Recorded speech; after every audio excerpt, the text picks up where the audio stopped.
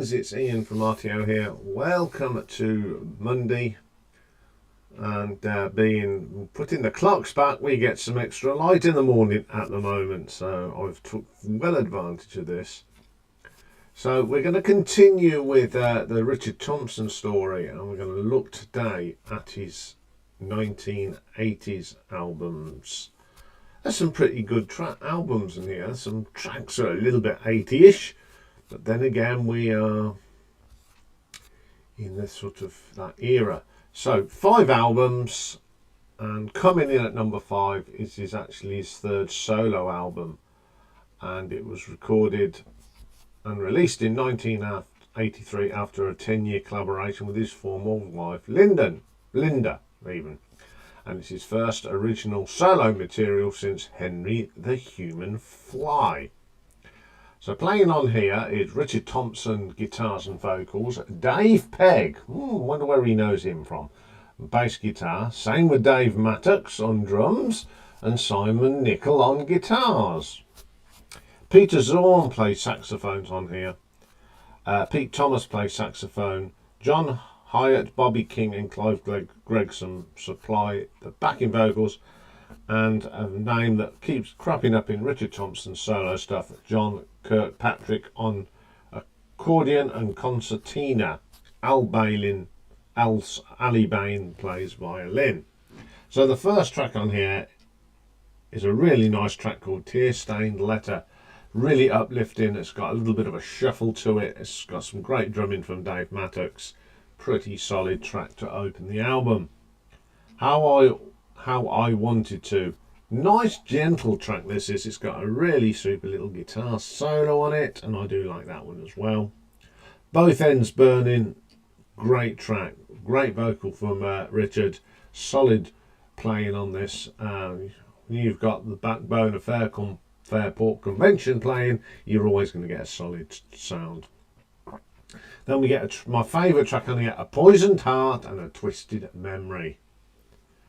It's a real bluesy rock sort of track here. Great bass line on here from Dave Pegg. As ever, it's a really classic track.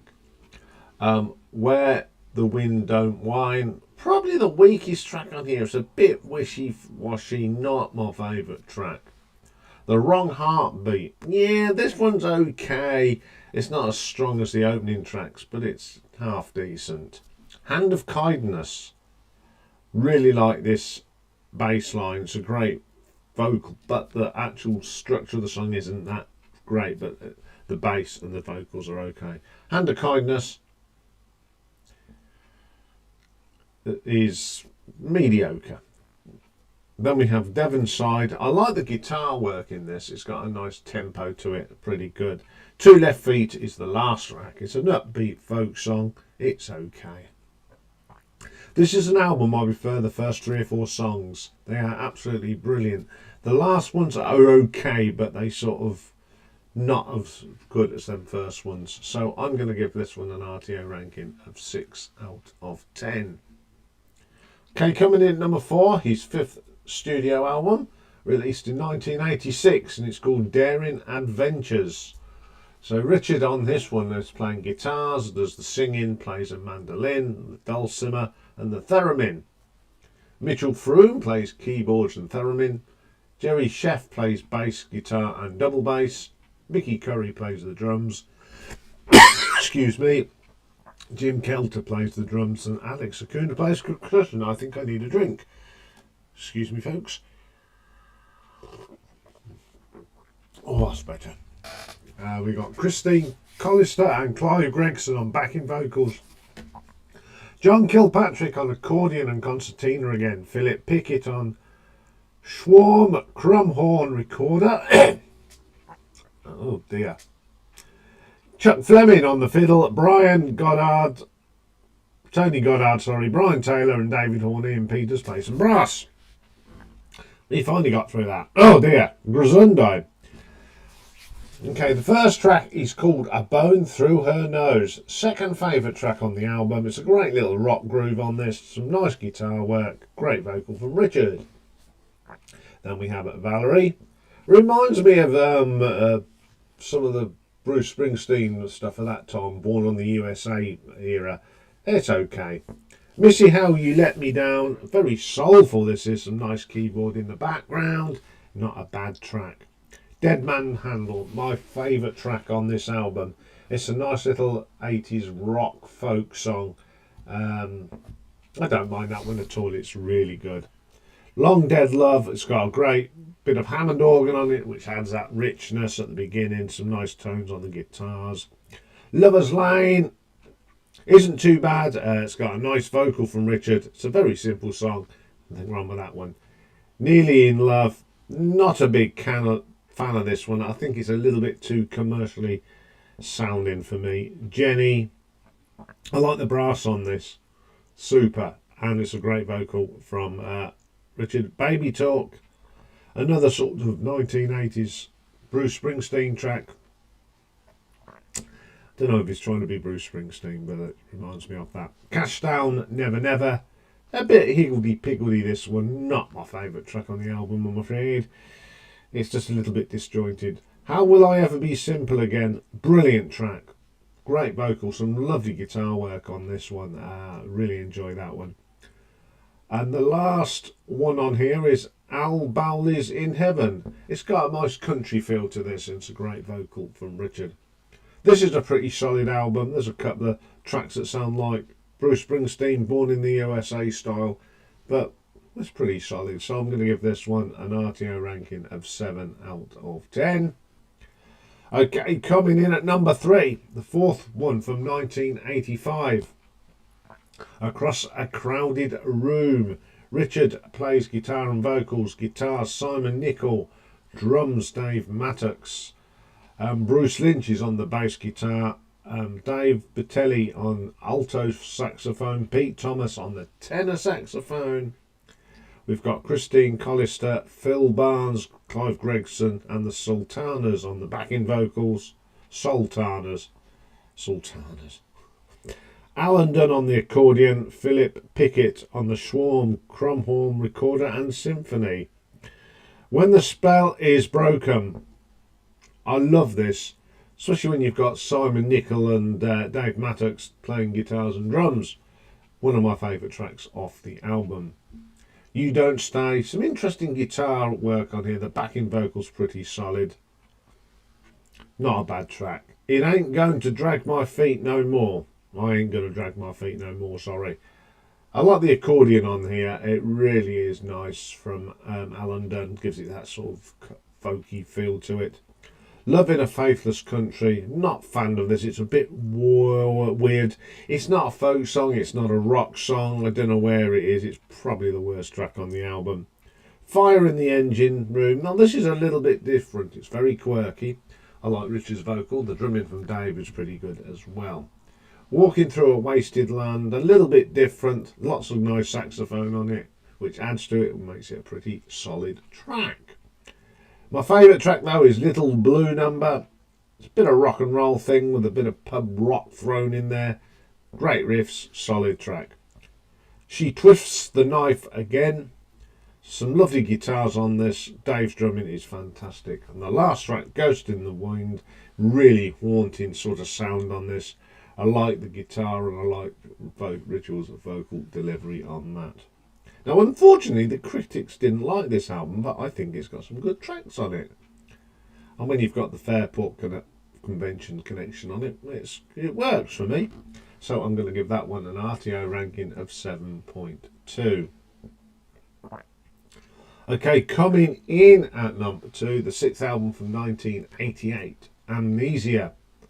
So on here we've got Richard Thompson doing guitars, vocals, mandolin and hammer, dulcimer.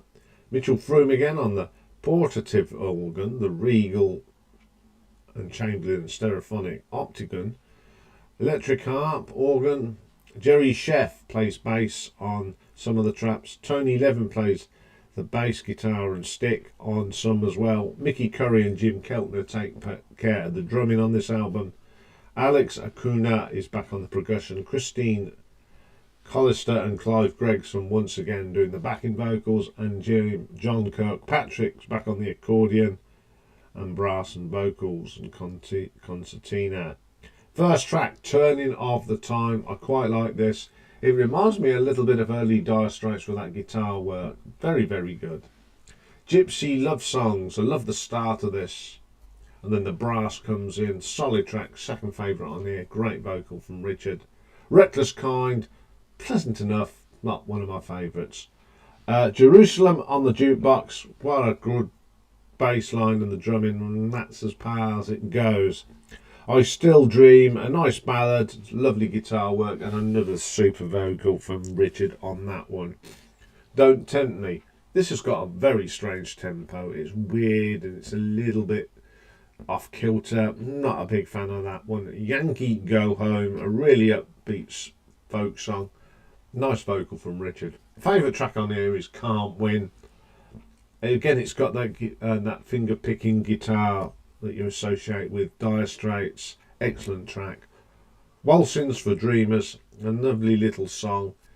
Strings, nice guitar, nice vocal. Pharaoh, a typical Richard Thompson song, melodic, nice guitar, nice song, nice lyrics, great track to end the album. A really good album with some excellent tracks on here. A couple that I'm not as keen on, but on the whole, it's a very good listen. So I'm going to give this an RTO ranking of 7.4. Now, my number one pick for the 80s is an album Richard Thompson plays everything on it except the drums. So he brings in his old mate Dave Mattox, and it's called Strict Tempo, and it was released in 1981. And it's an entirely instrumental album. Basically, it's a lot of traditional reels from Ireland and Scotland, and a couple of new tracks as well. So the first one is a traditional Irish. We've got the New Flange Flogging Reel and Kerry Wheel. I love these. I love reels. It's got a very sort of Fairport Convention sound to it. The drums are great from Dave on this. Both really uplifting and jiggy type things. Then we have Valiant's Polka Militaire and Belfast Polka. Really two nice little reels put together. Flow lovely. It's just very simple, very Celtic. Love that. Then we have Glencoe and Scott Skinner's Rocking Step and Bonnie Buckery, written by James Scott Skinner, who's a Scottish fiddle player. In two halves, you got Glencoe, which is very sultry. Then you get the upbeat beat of the other two tracks. Really good, brilliant stuff again. Some great playing from Richard on that. Another traditional Irish jig called Banish Misfortune. The simplicity of this. The guitar is lovely, and you've got quite a bit of guitar, overdubbed guitars on it. I can hear three, and a lovely beat from Dave Mattox. Then we get the Dundee hornpipe and Poppy Leaf hornpipe. You can imagine these being played by a bunch of instruments on a cold night with a log fire, drinking and having a good time. It's one of them. Then my favourite is a traditional Irish ballad called Do It For My Sake. Very stuck in the Irish roots. It's got a medieval sound to it as well, which I really like. Super track. Then he does a Duke Ellington number from 1931, and it's rocking in rhythm. I've heard several versions of this.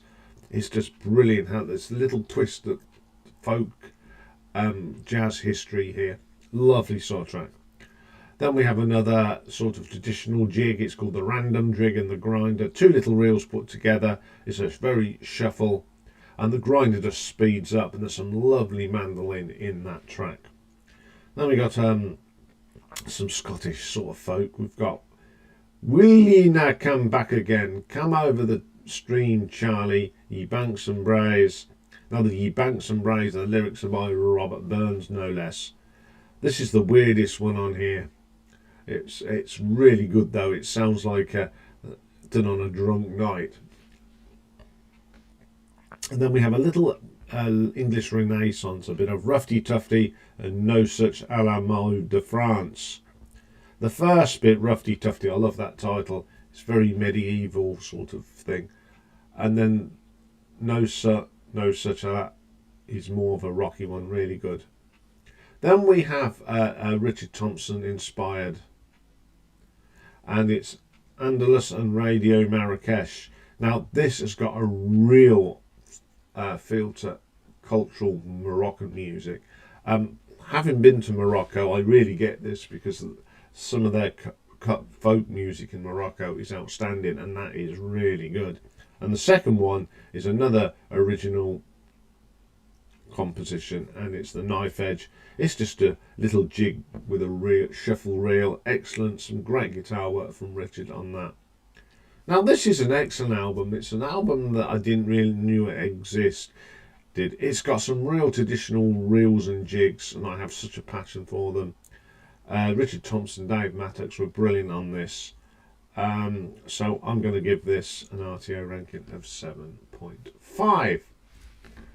Okay, next week we'll have a look at his stuff from the 1990s. But next up is a Perfect Side, and this week it's a classic from 1988. It's the self-titled debut from Tracy Chapman. So join me for that. Bye for now.